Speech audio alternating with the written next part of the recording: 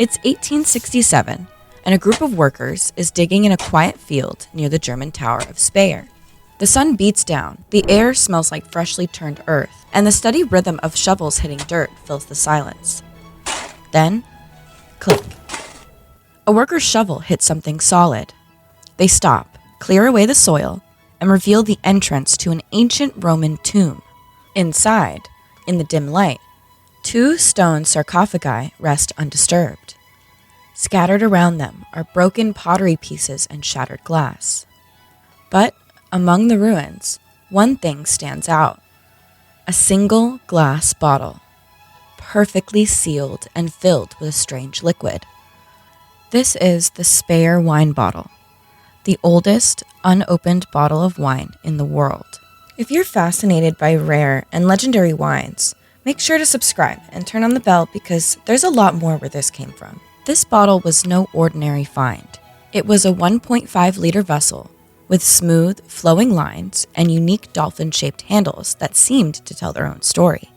Even after nearly 1,700 years, the bottle was still sealed and intact. It was clear that the Romans had made something very special, something they intended to last far beyond their own lifetimes. Now, you might wonder, how could a bottle full of wine survive for nearly 2 millennia? Back then, winemakers did not have the modern techniques we use today. Instead, they trusted nature and their own wisdom to keep the wine fresh. After filling the bottle with wine, the Romans poured a thick layer of olive oil over the top. This oil acted like a tight, golden lid, keeping the air away from the wine below. Then, they sealed the bottle with hot wax, locking everything in a gentle hug. This combination of olive oil and wax created a perfect shield, protecting the wine from the harsh effects of time and air. Because of this, the wine had stayed hidden and safe in the bottle, almost as if time had stood still. In ancient Rome, life was celebrated in every small moment. Wine was not just a drink, community, and even a way to honor the dead. In the tomb where the bottle was found, every item had a purpose. The Romans believed that when someone passed away, they needed to be given gifts and offerings to help them on their journey to the next life. Wine was one of these important gifts. The tomb was a special room designed to honor life itself. The walls of the tomb, carved out of solid rock, stood as a silent witness to the traditions of people who cared deeply about remembering those who had gone before. The inclusion of a wine bottle in such a tomb was like a final loving gesture, a promise that, even in death, life's simple pleasures could continue. The tomb was a grand affair, with 8 burial niches and 6 urns made of limestone, sandstone, or glass and lead. Each urn held the cremated remains of a single individual, and 2 of the urns were inscribed with names, Ispine and Senecio. The Speyer wine bottle was found in one of these urns, alongside the cremated bones of the noble man. The Speyer wine bottle is a small work of art. Its glass is a soft yellow-green, catching the light and shining in a way that makes it seem almost alive. The dolphin-shaped handles are unique, hitting at the creativity and skill of the craftsman who made it. Every curve and line of the bottle shows that it was made with care and attention to beauty. Even though the bottle has survived the centuries, the wine inside has not stayed the same as it once was. Over 1,700 years, the liquid has changed. Modern tests have shown that the alcohol in the wine has long since disappeared. What remains is a thick resin-like substance with a thin, milky layer on top. This change happened slowly, as the wine lost its original form and became something new, a kind of memory of the wine that once was.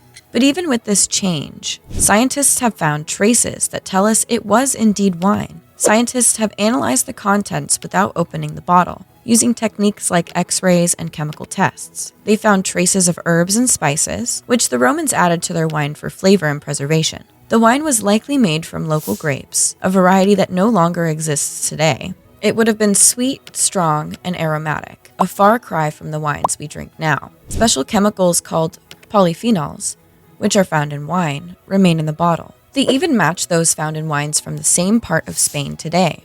This connection is a gentle reminder that even though the wine has changed, it still carries the spirit of the ancient grapes and the skill of the Roman winemakers. Before we go forward, don't forget to subscribe and turn on the bell for more fascinating wine stories. Now, here comes the part that fires up the imagination. What would this ancient wine taste like if you could have a sip?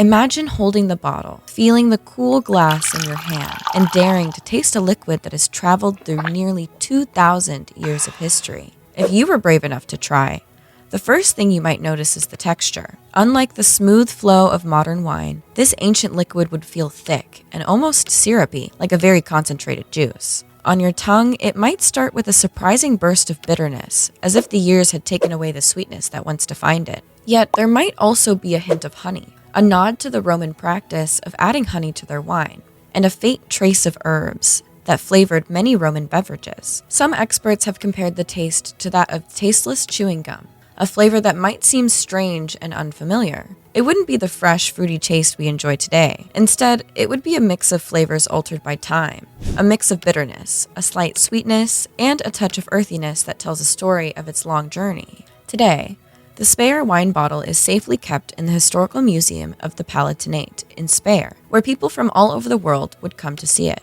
In the soft, quiet light of the museum, the bottle sits on display, a silent guardian of secrets and stories from a distant past. Visitors stand in awe, imagining the ancient world and the people who lived in it. The museum staff treats the bottle with great care, knowing that it is much more than an old object. You might be wondering why no one has opened the bottle to taste the wine. The truth is, no one wants to be the person who ruins the world's oldest bottle of wine. The museum has strict rules about handling it. The bottle is fragile, and the liquid inside could react badly to exposure to air. Even the museum staff are afraid to touch it. There's also the question of whether it's worth it.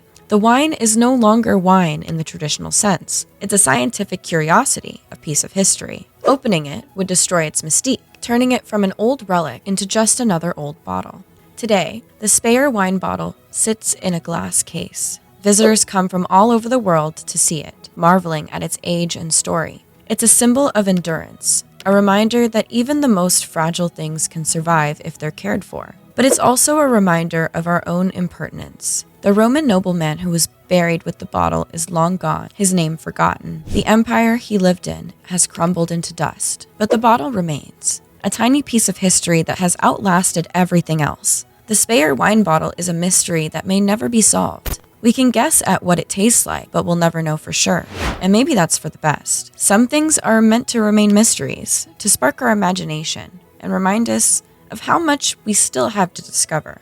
So the next time you raise a glass of wine, take a moment to think about the Speyer bottle. It's a connection to the past, a link between us and the people who came before. And who knows, maybe one day someone will dare to open the bottle and taste the wine. But until then, it remains a tantalizing mystery, a sip of history that we can only imagine. If you could, would you open and drink the world's oldest wine? Let us know in the comments below.